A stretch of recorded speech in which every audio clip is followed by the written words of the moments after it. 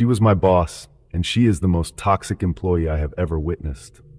Honestly, I think she's just kind of a terrible person in general, but she considered me her best friend. I'm so laid back that I don't get visibly distressed over her nonsense, and somewhere along the line she decided that meant loyalty. Hold on to that best friend thing, because it comes back at the end of this, and I hate that it does.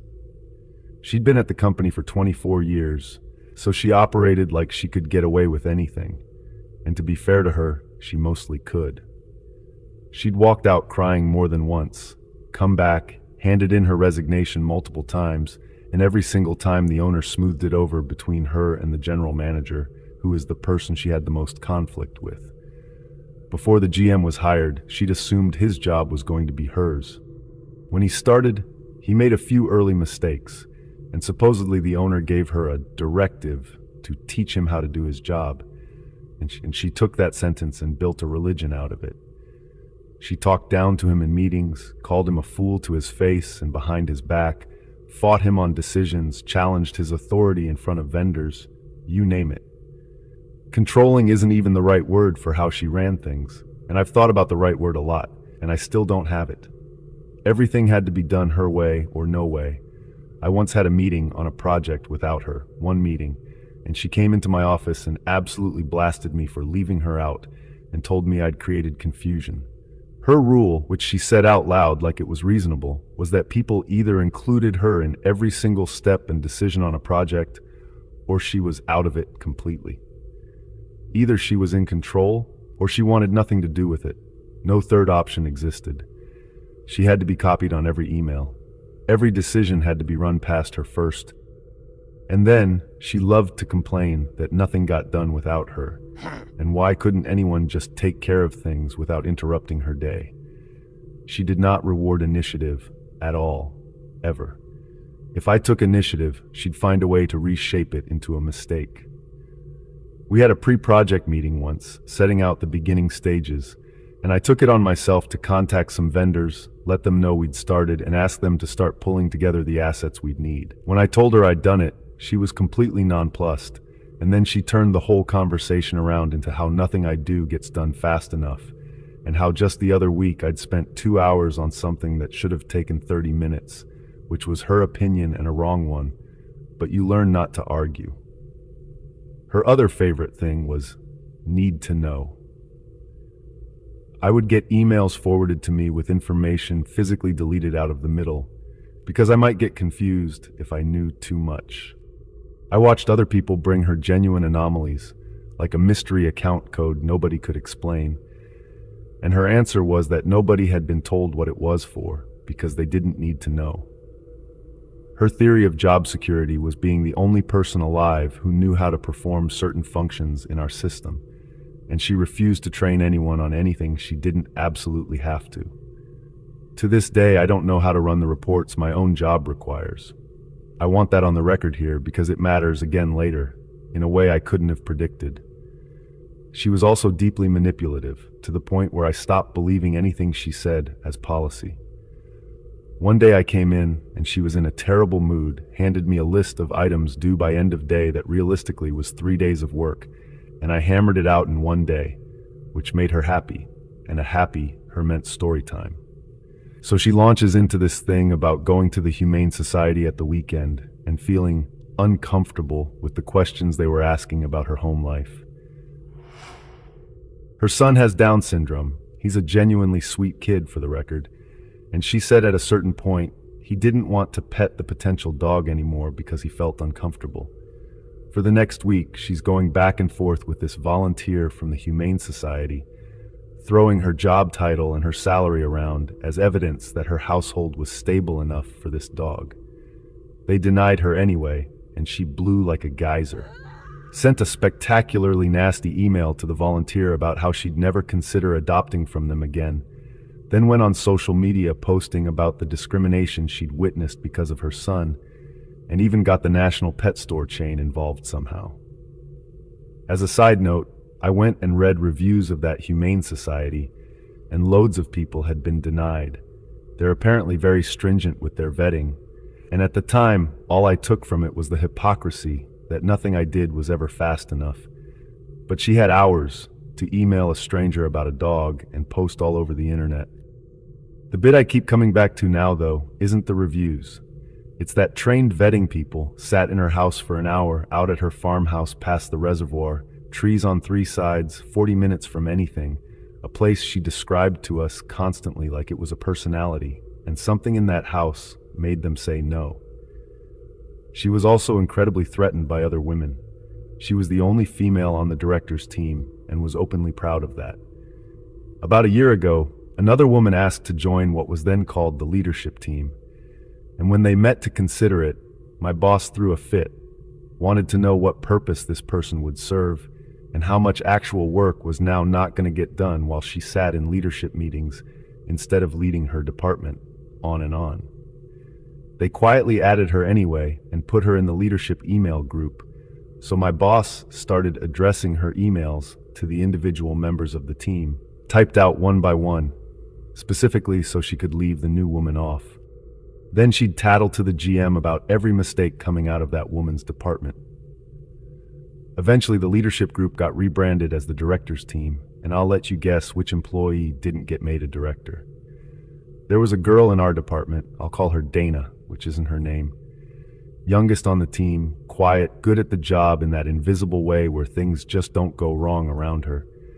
My boss decided early on that Dana was hers. Mentoring, she called it, driving her home when Dana's car was in the garage, and then after the car was fixed too. Opinions on Dana's lunches, on her partner, who was wrong for her, on her flat, which was a waste of money. It cycled between smothering her and punishing her, sometimes inside the same afternoon, and we all clocked it, and we all filed it under her usual control stuff, because when every single thing a person does is a warning sign, nothing reads as one. Then Dana got a new job. She didn't tell the boss, she told one other person and me, and she was going to hand in her notice on Monday. On that Monday, my boss stood up and announced that Dana had quit over the weekend without notice, that she hadn't been coping, and that she'd gone back to her mum's up north. The story came with details nobody had asked for, train times, a comment about the mum's health. She'd cleared Dana's desk herself over the weekend, which she framed as tidiness. She missed the cardigan on the back of the chair, though, and Dana's mug was still in the dish rack. I texted Dana and got a reply that used full stops and my full name. Dana texted like a fridge magnet poet, no punctuation, ever, in her life. I want to say alarms went off for everyone, but the honest truth is that the whole office had spent years being trained that information comes through her, that you don't ask, that you don't need to know, and the machine she'd built worked exactly like it was built to. 9 days after that Monday, a man walking the tree line looking for his lost dog heard screaming coming from her farmhouse and called 999 instead of knocking, which the police later said was the right decision. What came out afterwards, through the police and then the papers, is that Dana had been kept in a storeroom off the back kitchen with a bolt on the outside of the door, and that afternoon she'd finally worked the gag loose and screamed until her voice gave out, on the chance that anyone at all was within earshot of a house that is within earshot of nothing. It had started with an offered lift, and that's the only detail from that side of it I'm willing to repeat. 9 days. I sat in meetings with her for 6 of them. On Wednesday, she ran a project status meeting and corrected the formatting on my slides. She also gave us updates. Twice that week she mentioned, unprompted, that Dana had texted her, that she was settling in up north, that she felt bad for leaving everyone in the lurch. She did a little imitation of Dana being sheepish about it, the voice and everything. People nodded along, me included, and I've gone over that nodding 100 times since, looking for something in her face that I should have caught, and there was nothing there to catch. She looked like a woman relaying a text. The police interviewed all of us and kept asking whether we'd seen warning signs, and the honest answer I gave them was that everything was a warning sign. She just always aimed it at email chains and org charts instead of a person. Either she was in control or she was out of it.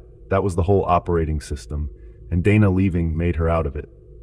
Also, for the record, when they took her computer away in a bag, the company semi-collapsed for a month, because one woman had spent 24 years making sure she was the only person who knew how anything worked, including, it turned out, the mystery account code. The owner, who had smoothed everything over every single time for 2 decades, told the local paper he was shocked. The GM didn't gloat once, which raised him a lot in my estimation. Dana is physically okay. She's up north with her mum for real this time, and the rest is her story to tell, not mine, so that's all I'm saying about her. I'd already been looking for a new job for 4 months before any of this happened, and I've got one now. A small office. Nobody has been there for 24 years. The reports have instructions. But last week an envelope arrived at my house, handwritten, postmarked from the remand center, and she wants me to be a character witness. She wrote that I was the only one who never got visibly distressed by her, and that this is how she's always known I understand her. There's a smiley face drawn after that sentence. My partner says I didn't look distressed reading it either, but that's just my face.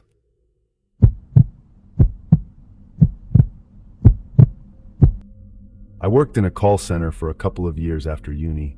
Simple, mundane work that paid surprisingly well for a grad. And I want to be clear from the start that the job itself was fine. Headset on, get the cue down, go home. The job was never the problem. The problem sat about 4 feet to my left, and I'm going to try to explain him to you now. Although honestly, a list of reasons doesn't really cover a person like this. You sort of had to marinate in him daily to get the full effect. I'm also going to be vague about the city and the company for reasons that will make sense by the end. First, the eating. He was constantly eating, and he had virtually no table manners, which is a horrendous combination in an open-plan office where the desks all touch. Chewing with his mouth open an inch from his headset mic, licking his fingers, and then using the shared stapler, crisps at 9 in the morning, that sort of thing. And when he wasn't eating, he was talking about food, types of food, recipes, what his mum did with a brisket in 1994, which was ironic because the man would not cook, wouldn't even make himself a sandwich for lunch. Every single day he went to the burger van outside, and every single day he complained about the burger van. And in between he'd review everyone else's lunches out loud. That's a lot of carbs for you, is it? That kind of commentary, unprompted, daily. He was also a football fan, and he supported a club so low-ranking that, if you don't know much about English football, I promise you your kids' Sunday side would fancy themselves against them. His entire personality was built on the fact that they're one of the oldest clubs in the country, and in his head being old made them, and by extension him, superior to every club and every supporter in every league above them, which, to be clear, was all of the leagues. Then Halloween happened. Management decided the center would do Halloween to boost morale, and the manager asked 2 girls on my team to get the office ready, on company time, because those 2 are the most mature and dedicated people on the floor, and it was the obvious choice. On top of the decorations, there was going to be a best desk competition. Everyone chucks a $5 in, all a bit of fun. He refused to take part because Halloween is American twaddle, which fine, technically he's right, but it's a laugh. It cheers everyone up, and it disrupts nothing. Or it wouldn't have disrupted anything if he hadn't moaned about it every day like it was being done to him personally. Then he sent round a group email complaining that the girls were doing it on company time, as if he'd caught them robbing the till, and I replied all to point out that management had asked them to do it and they hadn't done anything off their own backs. For this crime, I was removed from the team WhatsApp group, which devastated me. Obviously, I've barely slept since.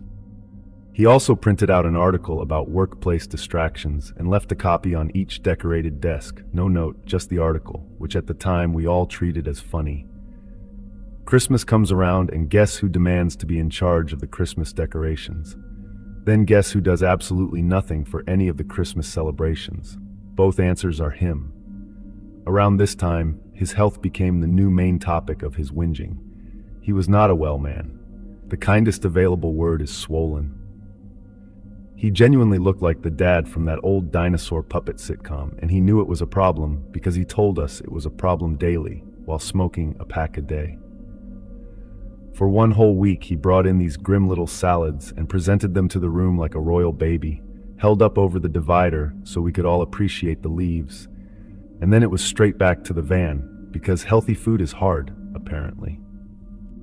Then his father-in-law to-be got seriously ill, and I'll say sincerely that's rough. It's always hard when someone's family is ill, so cue lifestyle overhaul number 2, because it had woken him up to how destructive his habits were. Still smoking though, obviously still smoking. Something I noticed around then and didn't think about properly at the time. He kept a little hardback notebook in his top drawer, and after any disagreement, and I mean any, a debate about the rota, someone taking the last of the milk, he'd get the notebook out, write in it for a minute with his hand curled round it like we were trying to copy his homework, and snap it shut if you walked past. I assumed it was a diet thing, calories or whatever. Hold that thought. He had also somehow convinced a girl to marry him, and he would not stop moaning about her or about the wedding, which was, direct quote, his day, not hers. Every single choice she made was wrong. The venue, the colors, the food especially, all wrong. Massive emphasis on how she wouldn't have many people at her hen night or even at the wedding because she doesn't have any friends, said with real satisfaction, while his stag was going to be this enormous legendary event with the lads. And then there's the thing I still don't fully know what to do with. One afternoon, completely out of nowhere, no lead up, he told us his fiancée had been raped before they met. Nobody had asked him anything. We were talking about a spreadsheet. He gave us details none of us wanted, and then steered the whole thing round to what a good man he was for staying with her, how he was basically doing her a favor, boosting her confidence, and then he criticized the route she'd walked that night, because apparently there was a well-lit, patrolled road a few meters away and she'd chosen the dodgy one, like that was the takeaway. The whole pod went quiet, and someone invented a reason about the queue. I don't know if the story is true, I'm not sure I can or want to believe it, but he told it. That part definitely happened, and he told it in the same voice he used for the brisket. The finale, or what I thought at the time was the finale. One day half the team is at lunch, and it is properly busy, multiple calls holding, more calls than people. One teammate is stuck on an important account he has to finish first, so he can't help. Another coworker, very hardworking, is plowing through the queue with me. I get a split second between calls, and notice our man is nowhere near his computer. He's leaning over the desk of the youngest member of the team, who doesn't have it in her to tell him to do one. I ask for help, take another call, get ignored. Ask again, same thing. My coworker asks and he kicks off, mouthing off big time, and it turns into a small fight, actual squaring up, a chair shoved, with a full board of customers on hold listening to it happen. I was done. I told my manager exactly what happened, word for word, and said I'd had enough of his shit. A week later, he was fired. Too many chances, all of them blown. In his exit meeting, he apparently blamed me, by name, for every single one of his wrongdoings from the past year, and the manager wasn't having any of it. Afterwards, she pulled me away, and this is where the story changes shape a bit, because she warned me, quietly, in the stairwell, that he might start threatening me, or might even attack me, and that if he contacted me in any way, I was to inform her straight away. Managers don't say that about ex-employees for fun. That same evening, the messages started. Abusive stuff to my personal number, and he was posting in the team group chat, slagging me off as well, which I only heard about secondhand on account of having been removed from it. Funny old thing.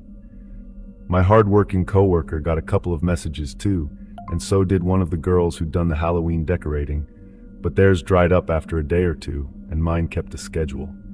Always evenings, always between 9 and 11, like an appointment he'd set himself. One of them mentioned my street name in passing, and I'm embarrassed to say I was too angry at the time to clock what that actually meant. Then the girls cleared his desk, and the notebook was not a diet thing. It was initials, dates, and little codes next to them, going back well over a year. Most of the office was in there somewhere. My initials had their own page. The last entry was dated the day of the fight, and it was just my initials, underlined twice. Nothing else on the line. The girls didn't want to keep hold of it. The manager binned it, And I have thought about that notebook a lot since, more than is probably normal, mostly about what the codes were for. I blocked his number, and the messages came from new numbers instead, 3 or 4 of them, and then they stopped altogether. And I can't properly explain why the stopping felt worse, but it did. A few weeks into the quiet, a delivery driver turned up at my flat with a curry order in my full name, first and last, that I had never placed, cash on delivery. It happened twice more over the next month, different takeaways each time, always my full name. I had never told him my address. I've since come up with a few ways he could have got it, and I don't like a single one of them. Twice, maybe 3 times, I saw him at 4:30 standing across the road from the office, outside the bookies, on his phone, never looking at our doors, definitely not there for any reason. Here's the detail that actually bothers me. Those were only ever my late finish days, and the rota isn't public. It lives on an internal system he no longer had access to. I rang the police non-emergency line about all of it, and a very tired man told me to keep a log and screenshot everything, because standing across a road isn't a crime, and neither is ordering someone a curry, and they couldn't really act unless he did something, which he knew. That's the bit people don't understand about men like him. He was lazy at absolutely everything except this. Last I heard, through a mutual friend of a friend, the wedding was called off. She left, and I mean this sincerely. Good for her. Best news to come out of the entire saga. He moved back in with his mum. The messages stopped about a year ago, and I haven't seen him outside the bookies since.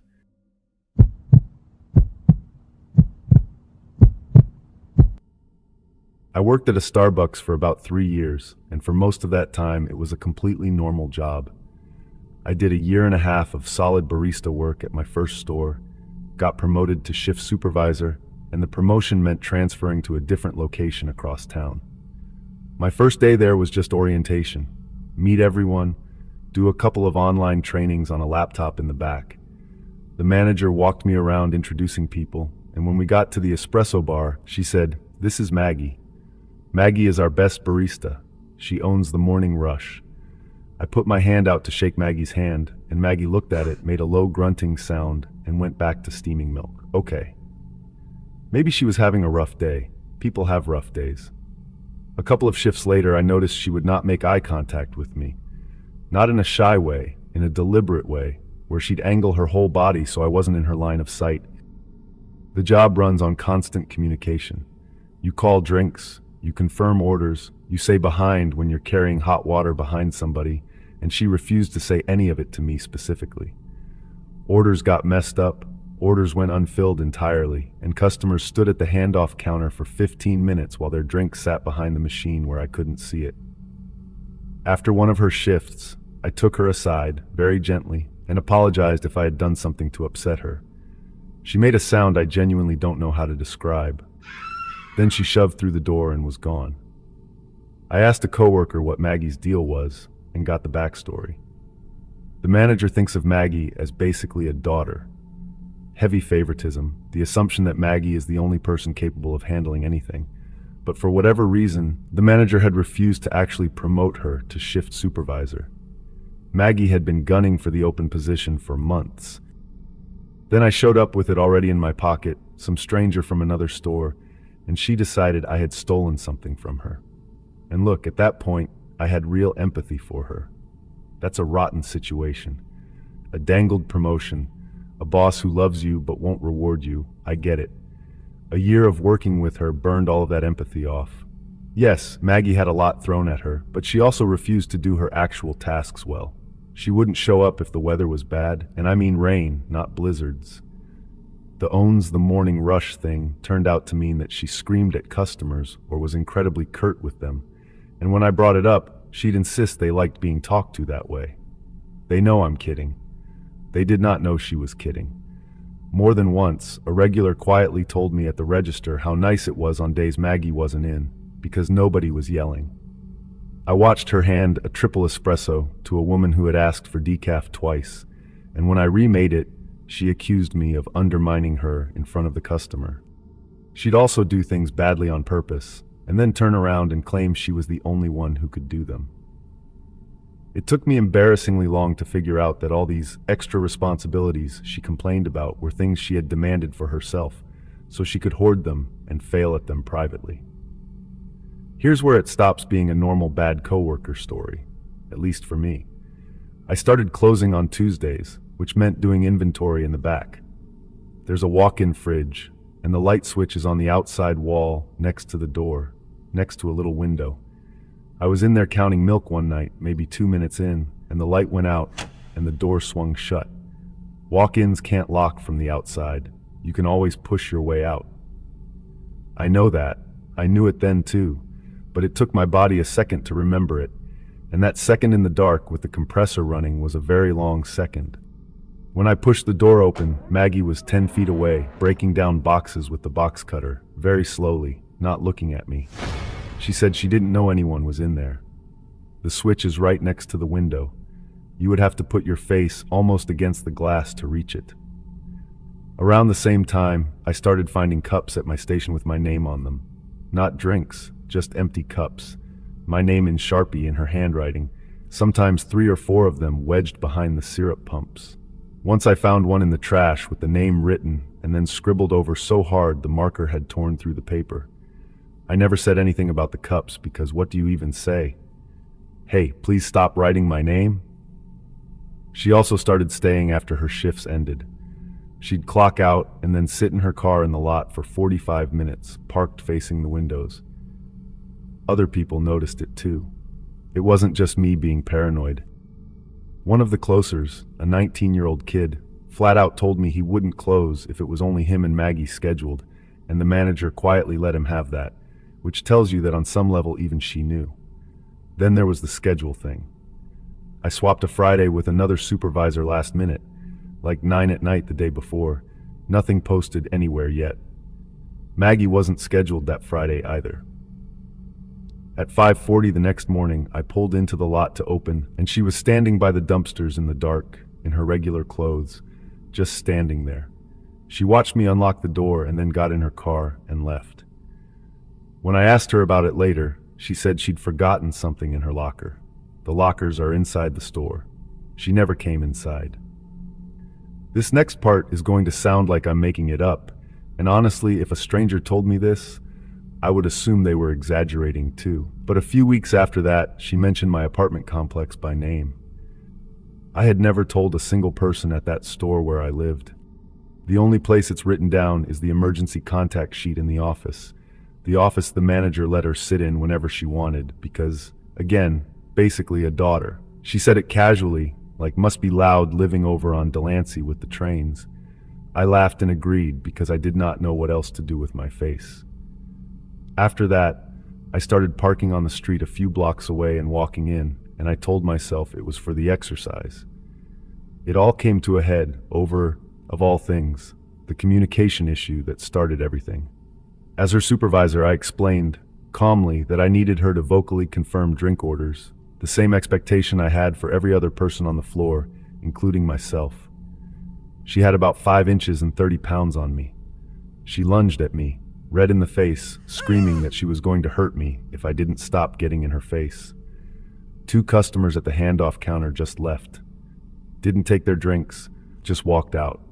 I reported it to my boss that same day. She responded that Maggie is the best barista in the store. She owns the morning shift, and I just need to listen to her. I said, so I'm her supervisor, but I'm supposed to take orders from her? Boss said it was easier that way. Side note, worst boss I have ever had. That's a whole separate post I will probably never write.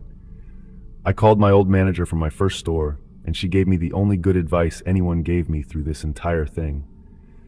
Document every incident objectively, no emotion, dates and times, and share the journal with the store manager and the district manager. So I did that for weeks.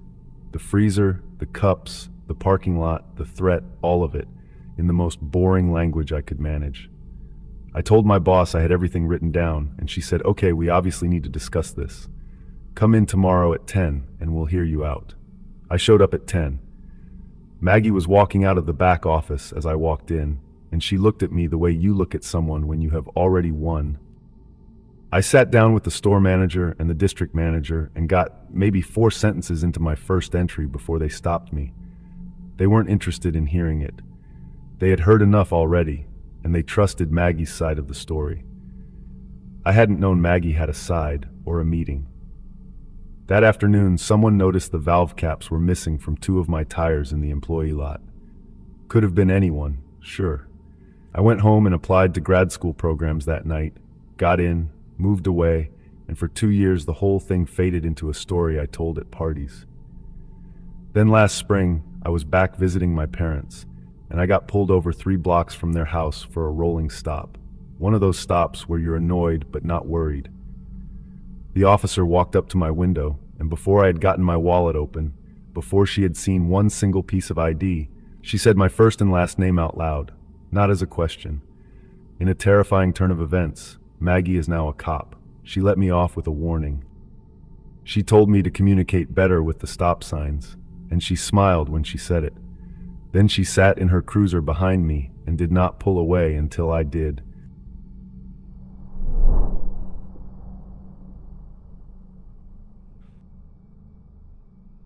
Have you ever caught yourself checking the car park before you leave work, and then told yourself you were being dramatic? That's the thread running through all 3 of these stories. A barista, a call center guy, and a boss. 3 different flavors of person, and underneath them the same engine. Control, and what a certain kind of person does when it slips. None of it started scary either. It started with a grunt at a handshake, a group email about Halloween decorations, a salad held up over a divider. So here's what's worth taking from all this. Because stories like these are entertainment right up until they are your Tuesday. First, patrons beat incidents. Every narrator said a version of the same sentence. When everything is a warning sign, nothing reads as one. Your brain will explain away each weird movement. That's what brains are for. But it cannot explain away a list. So keep the list. Dates, times, what happened, who saw it, in the most boring language you can manage, like the old manager advised in the first story. And keep your copy somewhere your employer can't touch, because a journal that lives on a work laptop belongs to the company, not to you. Second, know what each channel is for. HR and management exist to protect the business, which sometimes overlaps with protecting you and sometimes doesn't, as 3 separate managers cheerfully demonstrated. A threat of violence isn't a personal issue, it's a police matter, and you are allowed to treat it as one even if your boss shrugs. Save every message, screenshot everything, and don't reply, not even once, because a reply is what that kind of person is fishing for. Non-emergency lines can feel useless, but a logged report today is what makes tomorrow's report actionable. Third, treat your personal information as safety equipment. Your address, your schedule, your parking spot, the route you walk. That's all data. And in 2 of these stories, it reached the wrong hands through mundane paperwork. If someone recites your street name back to you and you never told them, that is information, not coincidence. Change something, vary the route, tell a person you trust, make yourself boring to follow. Fourth, and this one matters most, check on people directly.